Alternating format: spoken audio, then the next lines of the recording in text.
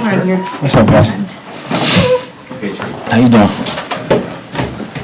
Sure, how would you just assess, obviously you guys lost to Jarius, and I know there's been competition. How would you just assess the growth of maybe some of the younger guys that are in your position group? Yeah, I think they're coming along really nice, you know. We always talk every year about Coach Spags' defense and stuff, but I think the biggest thing that I think these guys have been doing a good job at is just the communication, you know what I mean?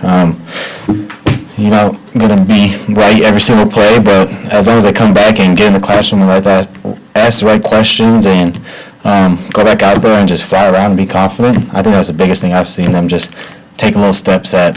Yeah, you may be wrong, but just keeping that confidence and that energy going. We've seen you recently in training camp play maybe a little bit of a slot corner, which obviously you did a lot of last year. Are you, like, what's your preference on whether or not you're still in that mix?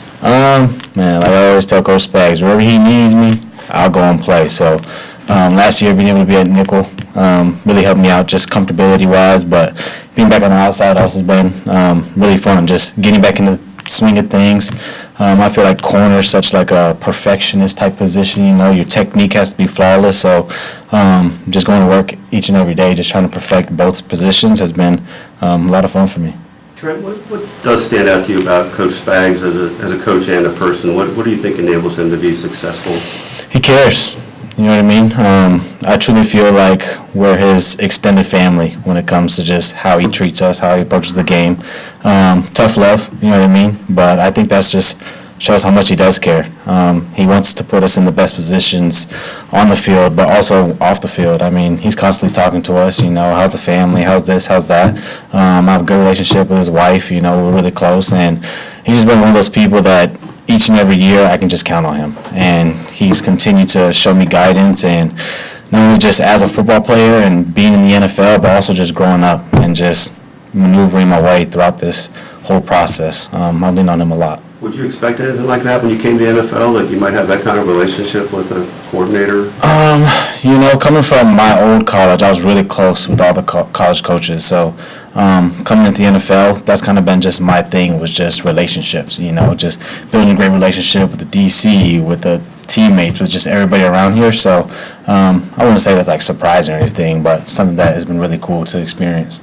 Trent, it sounds like you're probably not going to play on Thursday, but you have the experience last year of playing in that opening night game. Yeah. Just what from that experience can you sort of take and maybe even improve getting ready for Baltimore? Yeah, I think these next 2 weeks preparing for Baltimore is going to be the biggest thing. Last year, I think making sure physically you're ready. You know, you get a little bit of downtime, which is good for the body to recover, but making sure you're still in shape, because we're going to go out there and play a full game, which we haven't done since the Super Bowl. And also just the little things, you know, maybe watch a little more film, maybe talking to the safeties a little more, like, hey, when you see this split, like, what should we do here? I remember last year when we played the Lions, I felt like we were really prepared, and we came out really well as a defense. So just kind of taking that same philosophy as last year, but just trying new things out and implementing little things from this year that we learned is going to be huge. You were in a different situation coming into the league than some of the younger guys who are trying to make the roster. Yeah. You get down to the end here. What kind of things do you say to these guys? Yeah, one thing I tell them is, like Coach Reed always says, the tape is your resume, you know, and even if you don't make it on this squad, there's 31 other teams out there that is all watching this film that you put on tape. So no matter how many plays you get, no matter what you do out there on the field, make sure you put on your best display, because you don't know who's watching. And also just tell them to just take it all in. You know what I mean? Things go fast. Training camp's hard. You're tired. You're learning new plays. Things can get frustrating, but being able to take a step back and be like, you're in the NFL. You're living out your dream. You get to experience all these new things that you never dreamed of before this. Has kind of been my kind of philosophy with it. It's just like, take a step back sometimes and just enjoy where you're at. Legarius and Spags were mentioned. Just with Legarius no longer here, how much are you being tasked with maybe just to help lead the group a little bit more, be a little bit more vocal this season? Yeah, I mean, they definitely rely on me a little bit more. You know, year 3, coming in here, being more of a leadership role, but also just someone who on the defense can become an anchor. You know what I mean? When you talk about guys like Jay Reed, Chris Jones, guys who people look up to and be like, what should we do on this down the distance?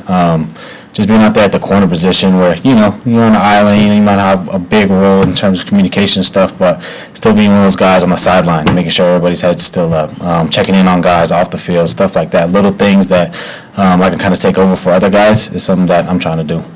Coach Merritt mentioned last week that one of the traits that they really want on the outside is length, and you acknowledge you're not the biggest corner out there. Yeah. But what's the difference as far as inside versus outside and length making a difference? How do you compensate for that? Yeah, I mean, I've gone against that, my whole life. So the technique that I do works for me as far as inside and outside, but it's totally a different world. On the inside, you're getting a ton of different routes than you get on the outside, different skill position. I think as far as length comes, they're talking about bigger receivers on the outside, 6'4", 6'5" guys who can go and jump the high balls and stuff like that. But I think that comes down to just 5 yards. What can I do in 5 yards to slow the timing down, get my hands on the receivers, maybe show the quarterback different looks that I can do at the corner that he might not see as much. And then moving back to inside and being like, okay, now I have to blitz, now I have to play zone, now I have to show them different looks so that I can help my corners out and not just leaving them out there on the island. So I think physically wise, I'm confident in just both positions, but I think a mental aspect of it is a big jump, being able to do both. We saw Coach Spags working a lot even back in the rookie mini camp with Jaden Hicks as far as blitzing and kind of disguising things and making sure the quarterback doesn't know what you do. What did you learn when you first got here about blitzing in the system? Yeah, don't give it away. You know what I mean? Coach Spags likes to blitz DBs a lot, which I personally love. It's the best thing ever. But making sure that you don't just give it away every time. You know what I mean? There's certain defenses, certain coverages, and certain calls that Coach Spags likes to show the quarterback pre-snap, and making sure you take your time and not just show it right away or even play with the quarterback a little bit. Like last year, a big thing for me was watching the play clock. On third down, seeing when the quarterback liked to snap the ball and just reading that so that you can time things up a little bit better. Was something that I learned. Yeah. Last one. Okay, thanks, Trent. Okay. Appreciate you guys. Appreciate it. Yeah.